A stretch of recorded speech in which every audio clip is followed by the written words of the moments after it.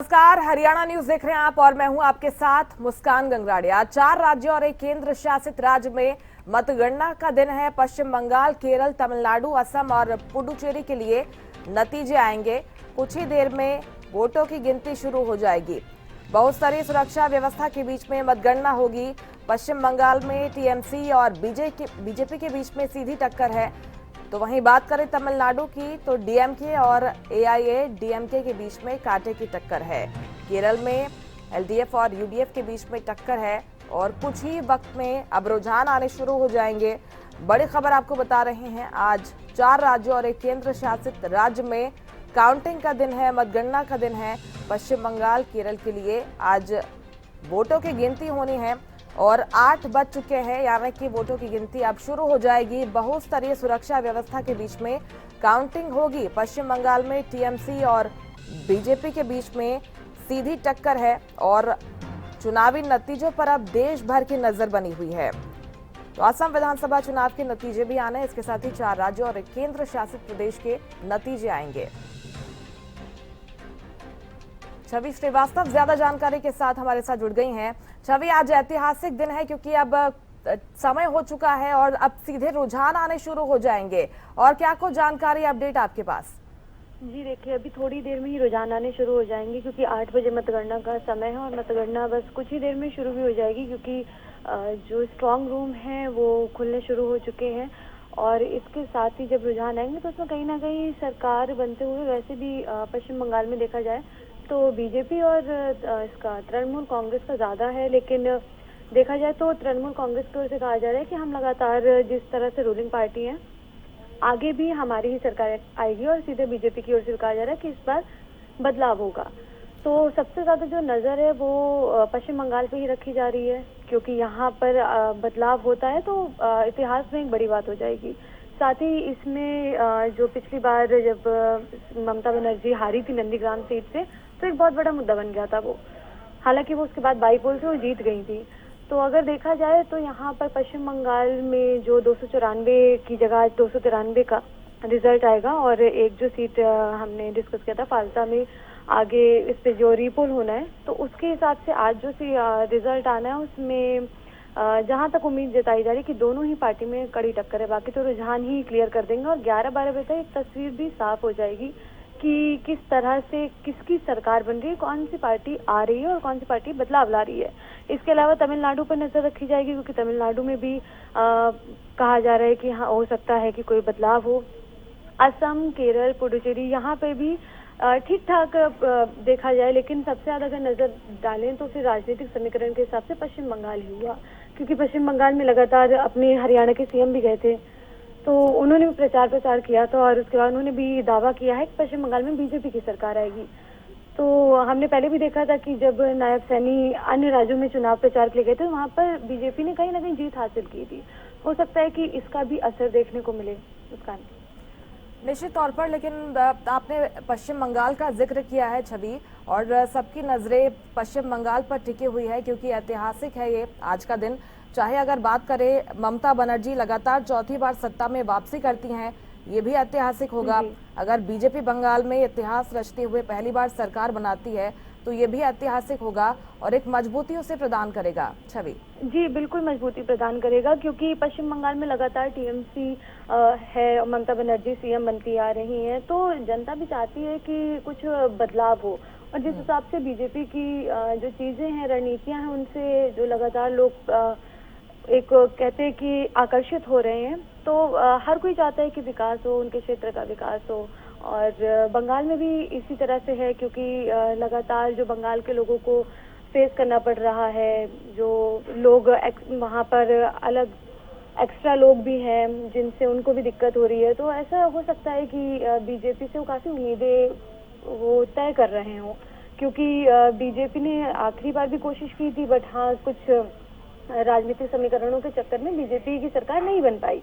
तो लोग चाहते हैं कि परिवर्तन हो। आज की जनता समझदार है और बीजेपी की रणनीतियों से प्रभावित होकर हो सकता है बीजेपी को मौका मिले। जिस हिसाब से अभी से तैयारियां हो रही हैं दिल्ली में, अभी हमने तस्वीरें देखी थी, दिल्ली में अभी से तैयारियां शुरू हो गई हैं, नए नए पकवान बनने शुरू हो गए हैं। तो और कहा जा रहा है कि बंगाल में भी बीजेपी नेता कहीं पहुंच चुके हैं। तो कहीं ना कहीं उन्हें उम्मीद है और इसी वजह से वो अपनी तैयारियां कर रहे हैं, क्योंकि बिना तैयारी के तो नहीं आता है कोई। इससे देखने वाली बात होगी कि हम कैसे उस चीज़ को अपना साबित कर पाते हैं जो बीजेपी लगातार कहती आ रही है। और हमने पहले भी देखा है मुस्कान की ये हमेशा से हुआ है कि जहाँ पर बीजेपी अपनी पूरी ताकत के साथ प्रचार प्रसार करती है तो वहाँ पर उसके रिजल्ट कहीं ना कहीं पॉजिटिव होते हैं। बिल्कुल, और यही असम में चाहती है। असम में हालांकि ये भी देखना होगा कि क्या हिमंता फिर से वापसी करते हैं या गौरव गोगोई सरकार बनाते हैं। लेकिन जिस तरह से ताबड़तोड़ प्रचार प्रसार छवि यहाँ पर किया गया था, क्योंकि बीजेपी ने एजीपी और यूपीपीएल के साथ मिलकर यहाँ पर चुनाव लड़ा। अगर मुद्दों की हम बात करते हैं तो बेरोजगारी का मुद्दा यहाँ पर खूब जोर शोर से उठा है, बांग्लादेशी घुसपैठ का मुद्दा यहाँ पर उठा है, इलेक्शन कैंपेन के दौरान एनआरसी का मुद्दा भी उठा है, सीए का मुद्दा भी उठा है। इसके साथ ही अगर बात करें तो विकास का मुद्दा भी यहाँ पर सबसे बड़ा हावी रहा है। तो कोशिश दोनों ही पक्षों की रहेगी कि यहाँ पर एक मजबूती के साथ आगे बढ़े। असम की बात अगर करते हैं छवि। नहीं, बिल्कुल, असम में तो ये मुद्दे जितने आपने बताया सारे मुद्दे बड़े मुद्दे हैं और असम में कहा जा रहा है कि हिमंता बिस्वा पे ही लोग उम्मीद जता रहे हैं, क्योंकि उन पर एक ऐसा जो भरोसा है वो जनता फिर से लेना चाहती है कि हमारी जो चीज़ें हैं, हमारी जो डिमांड है वो वहाँ पे पूरी होंगी। तो अभी तो हम केवल उम्मीद ही कर सकते हैं, क्योंकि अभी आंकड़े सामने नहीं आए हैं, कुछ देर बाद रुझान सामने आएंगे। जनता अपने मुद्दों को लेकर ही जनता ने वोट किया है, लेकिन कहते हैं कि जब अचानक हमने कई बार भी देखा है कि समीकरण बदल जाता है, तो वो उसके लिए ना मैं कुछ कह सकती हूँ ना आप कुछ कह सकते हैं।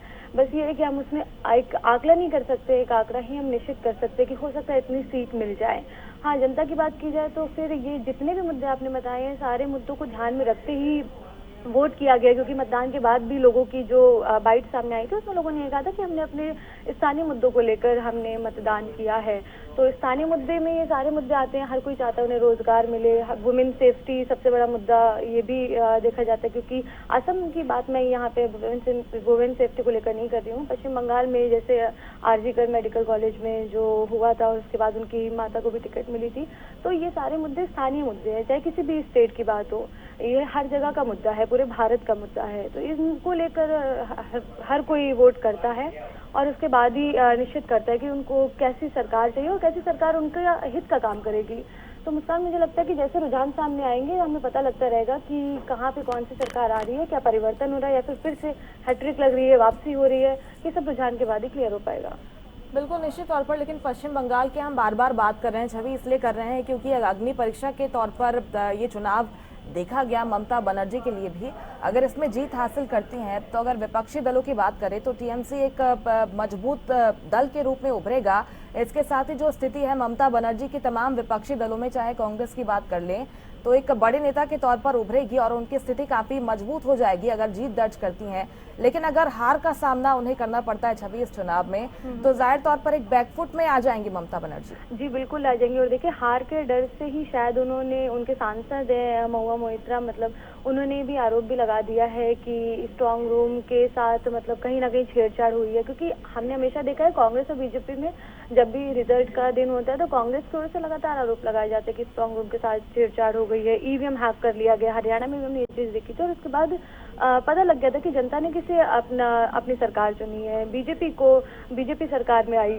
तो कांग्रेस हार के डर से पहले ही ये सारी चीजें कह चुकी है कि स्ट्रांग रूम के साथ हुआ, उसके बाद वहाँ पे जो एक सीट रह गई है उस पर भी वोटिंग के लिए आरोप प्रत्यारोप देखिए चलता ही रहेगा, क्योंकि उसको डर है हारने का। उनको पता है कि उन्होंने क्या काम किया और किस काम पर उनको वोटिंग मिलने वाली, उनको किस काम पे चुना जा सकता है। तो ये इसलिए हार के डर होते हैं, क्योंकि बीजेपी की ओर से तो ऐसा कोई आरोप लगाया नहीं गया है कि स्ट्रांग रूम के साथ कुछ भी हुआ है। आरोप बीजेपी भी लगा सकती है, अन्य जो पार्टियां हैं वो भी लगा सकती है, बट कांग्रेस की तरफ से हमेशा क्यों, क्योंकि डर उसी को होता है।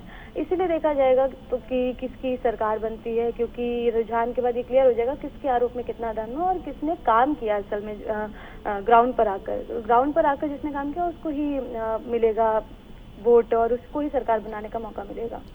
और जो तमाम आंकड़े हैं वो भी यही बयां कर रहे हैं कि इस बार बीजेपी बंगाल में इतिहास रच सकती है छवि, क्योंकि 17 बार यहाँ पर चुनाव हुए हैं, पहली बार 90% से ज्यादा वोटिंग हुई है। और जो एग्जिट पोल सामने आए हैं वो भी यही कह रहे हैं कि एनडीए की सरकार बंगाल में बनती हुई नजर आती है। तो ये आंकड़े जो हैं वो भी बीजेपी के पक्ष में, एनडीए के पक्ष में काम कर रहे हैं।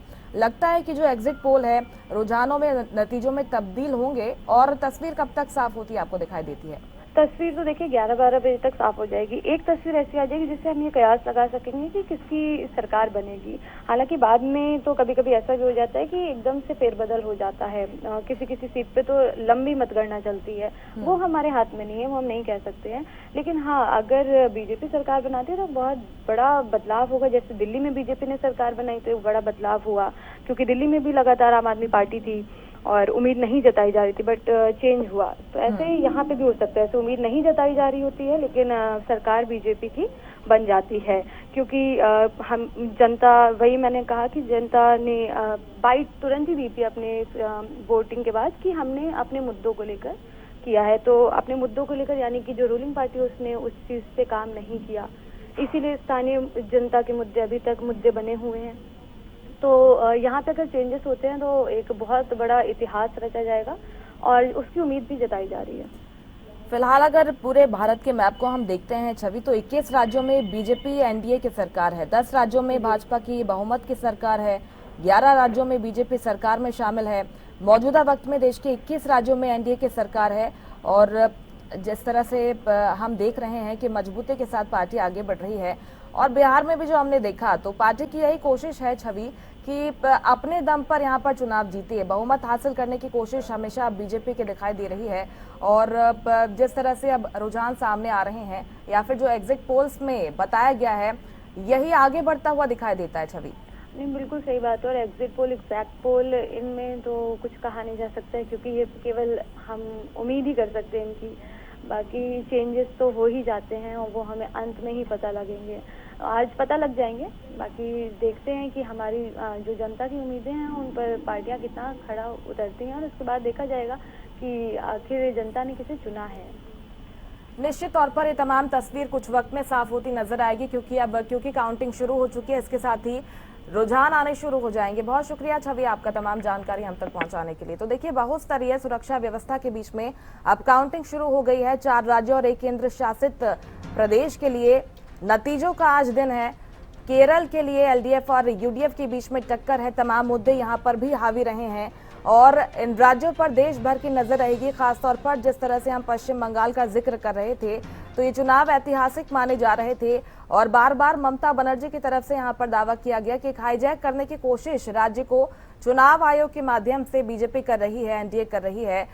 ममता बनर्जी के दावों में कितना दम रहा या फिर जो आरोप बीजेपी की तरफ से लगाए जाते रहे हैं कि राज्य को हिंसा के उसमें झोंक दिया है ममता बनर्जी ने, ये तमाम जो चीजें हैं वो आज साफ हो जाएंगी, क्योंकि अब नतीजों का आज दिन है।